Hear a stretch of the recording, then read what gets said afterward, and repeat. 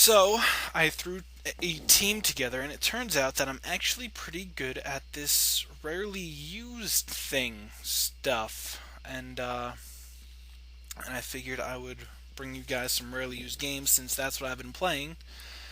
And it's been going pretty well so far. This is the current rendition of my rarely used team, right here. And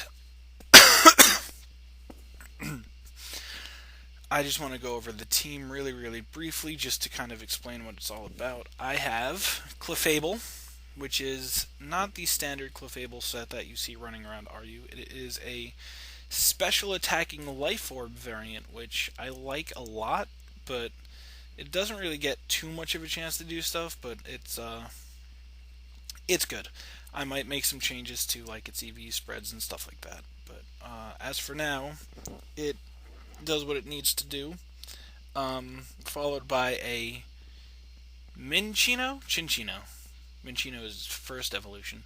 Chinchino that has a skill link and is choice scarfed, so it's tail slapping all of the bitches. A specially defensive bulky Gallade that is weird, but it works really, really well because it can take. It's got Will-O-Wisp to cripple physical attackers, and it's got a shit ton of special defense, and it's just nice and fat. And currently, I'm running a bulk up version, which I haven't really gotten to use or show off.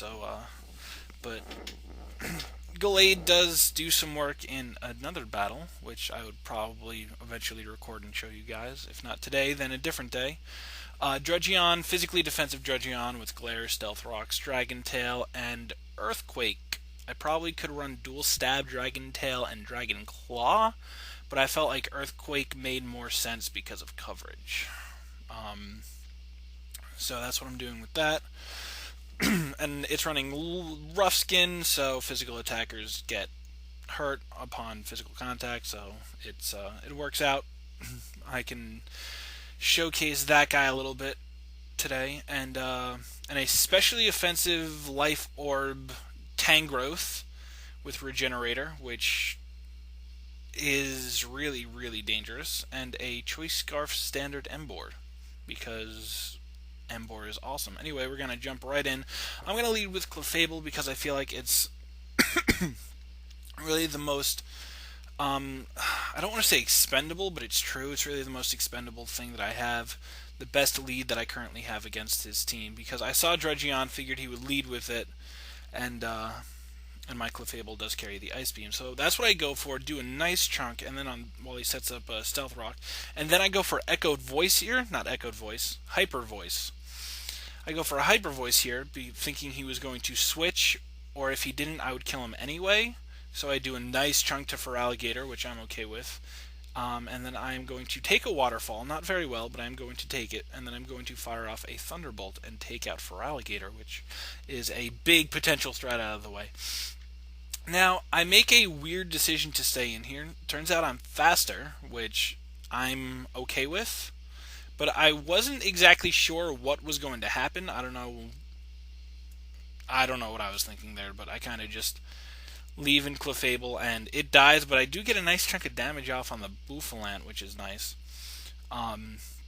Which allows me to bring in my Drudgeon, knowing that I really don't have too much to fear with max physical defense and everything. I'm going to go for the Glare here, thinking that it could be useful to paralyze Bouffalant, or if he wants to switch into anything, I'd be able to paralyze whatever he wants to bring in. I assumed he would bring in Manectric for whatever reason, but that wasn't the case. Anyway, he's going to Outrage while I set up my Stealth Rocks, because I realize, other than Cryogonal, he doesn't have a Rapid Spinner, and Cryogonal isn't going to appreciate Stealth Rocks. And then I'm like, can I take it out with the Earthquake? As he's outraging me in the face, and no, he lives even with the rough skin damage. He just barely lives. But we both go down, and here we both go into our Scarfers, because that's what you do on a double down. You go into your choice Scarfed Pokemons. In this case, his is Electrike, mine is Chinchino, Jake Blake the Chinchino. Which I have to change. I have to change Jake's gender. But anyway, I go for a tail slap here because I'm thinking to myself, if he's not scarfed, I'm going to kill it anyway. But if he is, basically what happened that turn, I'm just gonna pause it really fast to kind of explain my thought process. Essentially, when double downs happen, you should go into your Scarf Pokemon, which is what we both did. And my thought process was, if he's choice scarfed, he's not going to kill me, and I'm going to be able to fire off a tail slap and take him out, barring a crit.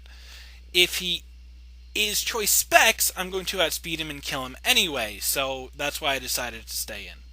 And now I go for a tail slap because I know from that range I can take out a Buffalo and I'm in a pretty good position.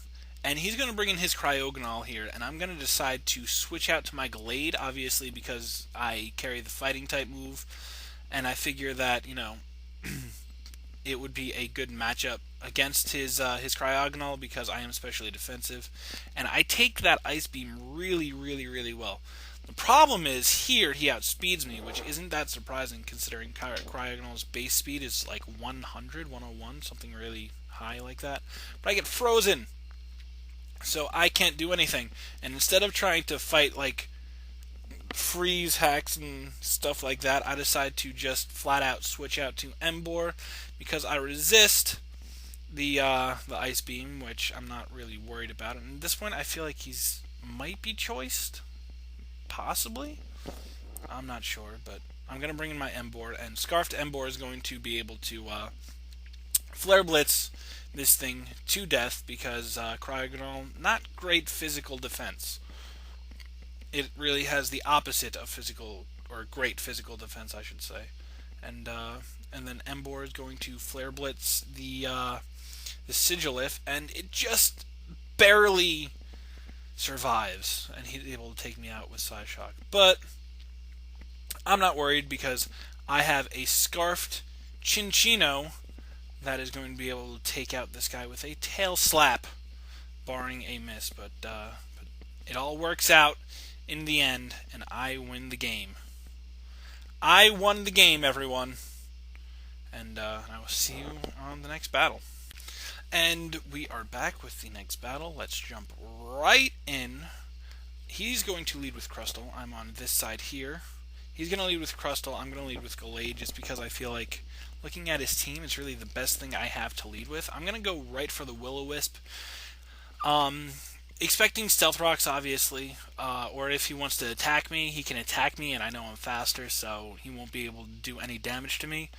Again, this is why this Gallade works. At this point in this battle, I was carrying Wish on my Gallade instead of Bulk Up. I really wish I was carrying Bulk Up during this battle, because I probably could have just swept his entire team with Gallade. But but that's what happened. Anyway, I'm going to go for a Drain Punch, get some damage off, get some of my HP back as he fires off a Stealth Rock, which is fine. I don't really have anything that worries about it too much. And I'm going to go for a Will-O-Wisp here, honestly expecting him to switch. And I figured he's got mostly physical attackers, so nothing that he wants to switch in will appreciate a Will-O-Wisp, barring Galvantula, which still won't really appreciate the residual damage going on. But he decides to stake in, so he decides to stay in with his Crustle, so I just fire off some more Drain Punches to take him out. Here he's going to go into his Ditto.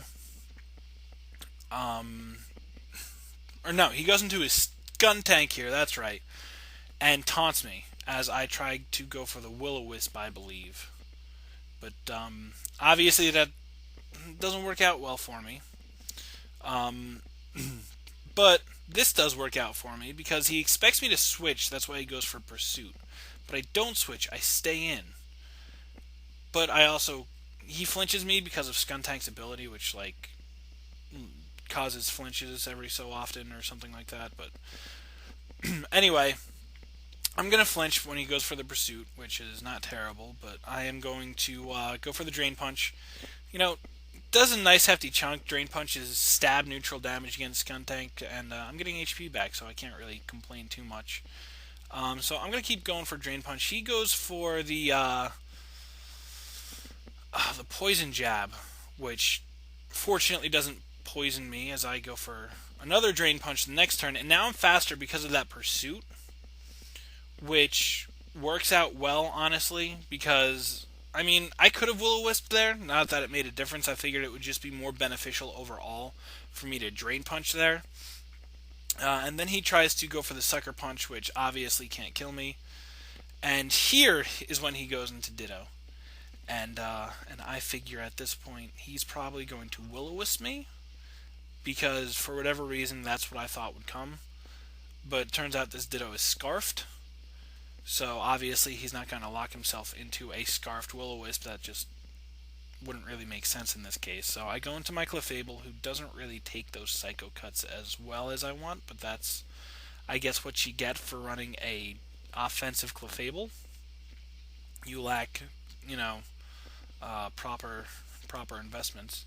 So when my Clefable dies, I get some damage off on this Ditto, which is pretty great. I go into Drudgeon, and he's going to switch into Quillfish. I decide to go for the Glare, knowing that if he wants to stay in and keep firing off Psycho Cuts, I can live. And if I can paralyze a Choice Scarfed Ditto, that'll pretty much make him useless. Or if he wants to switch out to anything else. At this point, nothing that he has on his team will appreciate a Glare. He goes out into Quillfish, and I Dragon Tail as he gets paralyzed.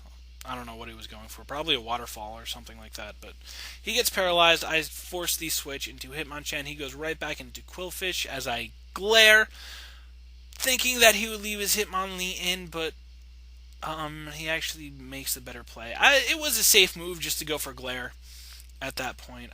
That's what I felt comfortable doing, so that's what I did. But at this point, my attack is pretty low, so I can't really do much. So I switch out my Glade as he goes for the Thunder Wave, which is possibly what he was trying to do earlier. But now my Glade is paralyzed, which really isn't that bad because Glade is a little bit slow anyway. But he's going to go for the Waterfall. I'm going to hit him with a super effective Psycho Cut, which does not do much at all. I probably could have gotten away on that turn with Wishing and going from there, but you know, hindsight is 2020. But I'm going to go into Tangrowth, knowing that Tangrowth can take a Waterfall without any issues. But he's going to get paralyzed, which is even better for me, because that means I can just go for a Stab Leaf Storm with Life Orb support and take out Quillfish. And at this point, he goes into Galvantula, and he quad resists my Leaf Storm, and because of the special attack drop, I'm not comfortable that I can OHKO him with anything else. Even though I have Hidden Power Fire, I don't feel confident that is going to kill. So I sack Gallade at this point, knowing that that with it at low health and paralyzed, it's not really going to do much for me anyway. And then I go into Emboar, because Emboar is Scarfed, so he really doesn't want to do much. I could have gone for a Head Smash here, but I decided just to lock myself into Flare Blitz, because even if he does go into Ditto, I know he's not going to appreciate it. He's not going to take it well at all, and that's exactly what happens. And I am going to Flare Blitz this Ditto to death, and we are at a 4-2 lead, which is really nice. And he's going to bring out his Hitmonlee now. I was hoping for him to do it earlier, but it wasn't the case. He's going to go for the Fake Out to Unburden. I imagine he has Unburden, either that or he's just being, weird with the Fake Out normal gem. Then he goes for a Blaze Kick, which I don't get at all. Why I don't know why he would go for a Blaze Kick there. Maybe he expected me to switch into Tangrowth. That's the only reason that's my only thought process there. But we're both going to go down. I figure the best thing I can go into is Drudgeon at this point, because if even with Hidden Power Ice, Galvantula, Spect, I'm fairly confident can't kill Drudgeon, just because Drudgeon is really bulky. So I can fire off a Glare and, pretty much. My worry was that this Galvantula was Choice Scarfed, which is why I glared instead of doing anything else, because I really wanted to make sure that my Cinccino could outspeed it so I could bring it in and secure the victory. If something went wrong and Cinccino missed, something like that, then I still would have been able to bring in Tangrowth and kill it off. So that's was my thought process there. And Cinccino coming in and killing the Galvantula is exactly what happens. So nice job, Gallade. Did a lot of work this game, as well as Embor. Drudgeon, very good utility, very good support. It did what it's supposed to do, which is take hits and paralyze things, and it worked out really, really well. And so RU, I'm gonna be playing more of RU. Gonna be playing around with, like, my team, and of course I'll be dabbling around NU. I need to make some more NU teams. I have some ideas, but I don't know. I really like my other team that I'm using right now in NU, which is the Volturn team. But before I ramble too much, I will see you guys next time. Bye.